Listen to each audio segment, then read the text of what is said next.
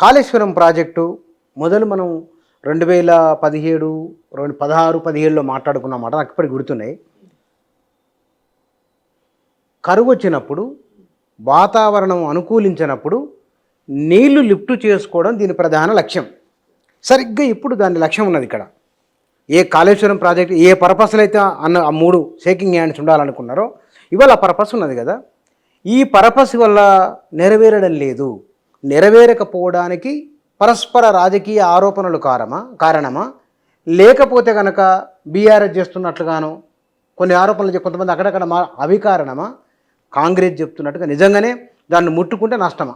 మిగతా ప్రాజెక్టులకు కాళేశ్వరానికి ఉన్న డిఫరెన్స్ ఏంటంటే, ఏ లిఫ్ట్ స్కీమ్ అయినా మీరు చూడండి, దానికి సోర్స్ ఆఫ్ వాటర్ ఏదైతుందో ఒకటే దగ్గర నుంచి ఉంటుంది అన్నట్టు. ఒక రివర్ నుంచి తీసుకుంటాం, 2 లిఫ్ట్లు, 3 లిఫ్ట్లు, 4 లిఫ్ట్లు, 5 లిఫ్ట్లు. ఇప్పుడు పాలమూరు రంగారెడ్డి ఉన్నది, 5 లిఫ్ట్లు ఉన్నాయి. కానీ ఒక శ్రీశైలం నుంచి నీళ్ళు తీసుకోవడము first lift, second lift, third lift, fourth lift, fifth lift. అదేవిధంగా ఇప్పుడు మన కల్వకుర్తి తీసుకోండి, 3 లిఫ్ట్లు, ఫస్ట్ లిఫ్ట్, సెకండ్, థర్డ్, ఒకటే సోర్స్ శ్రీశైలం. అదేవిధంగా మన భీమా ప్రాజెక్ట్ తీసుకోండి, ఒకటేమో భీమా 1 రిజర్వాయర్ నుంచి, భీమా 2 ఏమో కాలువ, అక్కడ ఇంకొక కాలువ 18 కిలోమీటర్ కాలువ తర్వాత వచ్చినటువంటి అక్కడి నుంచి ఒక చిన్న రిజర్వాయర్ నుంచి. ఎక్కడైనా సోర్స్ ఒకటే దగ్గర నుంచి ఉంటుంది, ఎన్ని లిఫ్ట్లు అయినా కూడా. తర్వాత మనకు టేకప్ చేసినటువంటి మిగతా ప్రాజెక్టులు ఎక్కడైనా కూడా ఒకటే సోర్స్ నుంచి పోతుంటాయి అన్నట్టు. కానీ ఈ కాళేశ్వరం ప్రాజెక్ట్కి ఏంటంటే 3 సోర్సుల నుంచి వాటర్ వస్తుంది. ఫస్ట్ సోర్సు మొట్టమొదలు మనకు ఎస్ఆర్ఎస్పి కనుక నిండినట్టయితే ఫ్లడ్ ఫ్లో కెనాల్ ద్వారా వచ్చేసి మిడ్ మానేర్లో పడతాయి. తర్వాత కాళేశ్వరం ప్రాజెక్టు ఓన్ ఆయకట్టు ఏదైతే ఉందో 18 లక్షల ఎకరాలు ఫ్లడ్ ఫ్లో కెనాల్ నుంచి వచ్చిన మిడ్ మానేర్ తర్వాతనే ఉన్నది. మిడ్ మానేర్ వరకు కాళేశ్వరం ఆయకట్టే లేదు. అదే కాబట్టి ఎస్ఆర్ఎస్పి నుంచి ఫ్లడ్ ఫ్లో కెనాల్ ద్వారా వచ్చిన వాటర్ ఏదైతే ఉందో ఒకవేళ బాగా వచ్చినట్టయితే అప్పుడు ఈ కింది నుంచి మెడిగడ్డ నుంచి లిఫ్ట్ చేయాల్సిన అవసరమే లేదు. అవునవును. అంటే అదొకటి సోర్స్. సపోజు మనకు ఇంకా నీళ్ళు కావాలనుకోండి, నెక్స్ట్ ఇంక కొన్ని నీళ్లు అనేది కాకుండా ఎల్లంపల్లి డైరెక్ట్గా గోదావరి వాటర్ వచ్చి ఎల్లంపల్లి నిండుతుంది, అదో సోర్స్. ఇదేమో కెనాల్, ఫ్లడ్ ఫ్లో కెనాల్ ద్వారా ఇక్కడ వస్తుంది శ్రీరామ్ సాగర్. దాని తర్వాత అదే శ్రీరామ్ సాగర్ ఫ్లడ్ వాటర్ ఏదైతే ఉందో ఎల్లంపల్లి నిండుతుంది. ఎల్లంపల్లి నుంచి 2 స్టేజ్లు లిఫ్టింగ్ ద్వారా ఇళ్ళకి పడుతుంది మిడ్ మానేర్లో. కాబట్టి అది సెకండ్ సోర్సు. అసలు సోర్సు ప్రాణహిత నుంచి. అయితే నేను దీనికి ఏం పెట్టినంటే, ముందుగా లా అండ్ ఆర్డర్ కాపాడాలి. అంటే ఇక్కడ లా అండ్ ఆర్డర్ అంటే రైతులకు ఇరిగేషన్ వాటర్ ఇవ్వాలి. లా అండ్ ఆర్డర్ కాపాడాలంటే వాతావరణము మామూలుగా ఉన్నట్టయితే మన లాఠీ తీసుకున్న పోలీసులు నడుస్తారు అన్నట్టు. మన సివిల్ పోలీసులు ఉంటారు కదా, వాళ్ళతోనే లా అండ్ ఆర్డర్ మెయింటైన్ అయ్యే ఏం ఇబ్బంది లేదు. అంటే అది మిడ్ మానేర్ అన్నట్టు. అది మిడ్ మానేర్కి వస్తే నీట్గా అయిపోతుంది.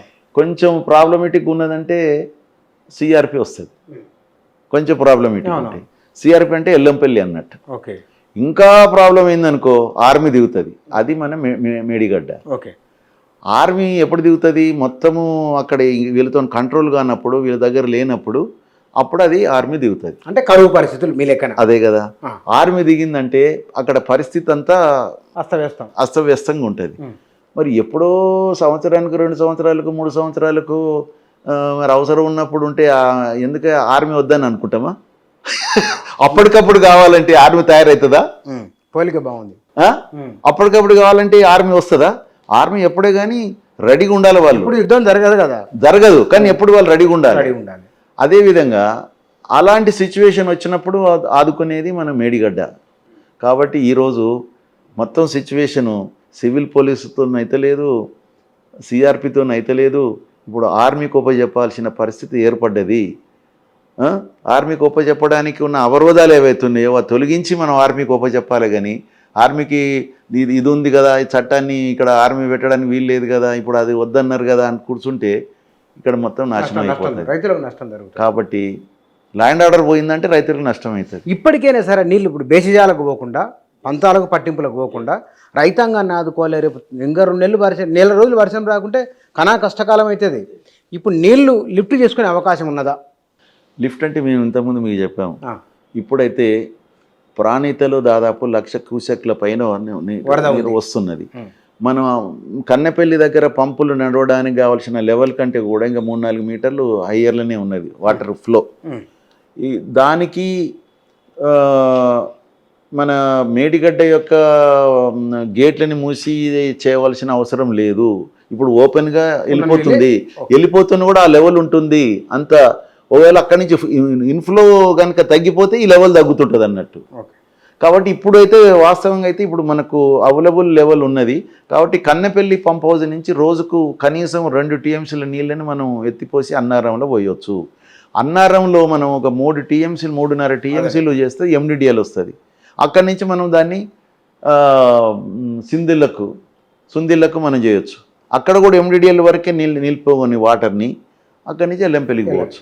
కాబట్టి ఇంతవరకు మనం ఏమంటున్నాము, ఎన్ఎండిసి వాళ్ళ మన నేషనల్ డ్యామ్ సేఫ్టీ వాళ్ళ యొక్క పర్మిషన్ గురించి కూడా ప్రభుత్వము ఒక లెటర్ రాసో లేకుంటే మంత్రి గారు వెళ్ళో సెక్రటరీ గారు వెళ్ళి వారితో డిస్కస్ చేస్తే బాగుంటుంది.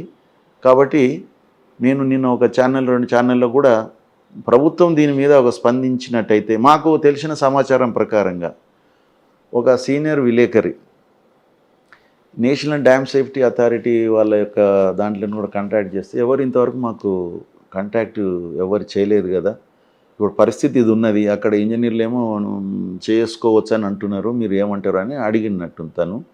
వాళ్ళు ఎవరో వాళ్ళ పేరు తెలియదు. వాళ్ళు స్పందించింది ఏంటంటే, మాకు ప్రభుత్వం నుంచి అలాంటి అభ్యర్థన ఏది రాలేదు కదా అని ఏదో అన్నారని తెలిసింది నాకు నిన్న. కాబట్టి ఇప్పటికైనా మేము మీ ద్వారా ప్రభుత్వాన్ని కోరేది ఏంటంటే, ఇమ్మీడియట్గా డ్యామ్ సేఫ్టీ అథారిటీ వాళ్ళని కన్సల్ట్ చేసి పరిస్థితి ఇప్పుడు గ్రౌండ్ రియాలిటీని వాళ్ళకు వివరించి ఏ విధంగా కరువు పరిస్థితులు వచ్చినాయి, ఆ ఒక్క దాంట్లోనే నీళ్ళు ఉన్నాయి, దాన్ని తీసుకోవడానికి కూడా మేము మినిమం డ్రాడౌన్ లెవెల్ వరకే పెట్టేసేసి దాన్ని ఒక నిపుణులతోని ఒక కమిటీ వేసి వాళ్ళని 24 గంటలు దాన్ని పర్యవేక్షించే విధంగా మనం చూసుకుంటూ సర్వైలెన్స్ చేసుకుంటూ మేము నడపడానికి మాకు పర్మిషన్ ఇవ్వవలసిందిగా వీళ్ళు కోరితే డెఫినెట్గా అవుతుంది. ఒక శుభసూచకం ఏంటంటే, మంత్రి గారు కూడా ఈరోజు దేవాదాల నుంచి వచ్చిన తర్వాత ఆఫ్టర్నూన్ ఢిల్లీకి వెళ్తున్నట్టుగా పేపర్లో చూసాము. అదేవిధంగా డ్యామ్ సేఫ్టీ అథారిటీ చైర్మన్ కూడా కలుస్తున్నారని కూడా తెలుస్తుంది. బహుశా ఇదే ఇక్కడ ఉన్నటువంటి సిచ్యువేషను రైతాంగం యొక్క ఆవేదనను తెలుసుకొని ఉన్నదని నేను భావిస్తున్నా. వాళ్ళు గ్రౌండ్ రియాలిటీ ఎక్స్ప్లెయిన్ చేసేసి డెఫినెట్గా నేషనల్ డ్యామ్ సేఫ్టీ అథారిటీ నుంచి మనకు రివైజ్డ్ ఆర్డర్ వచ్చే అవకాశాలు అయితే ఉన్నాయని నేను భావిస్తున్నాను.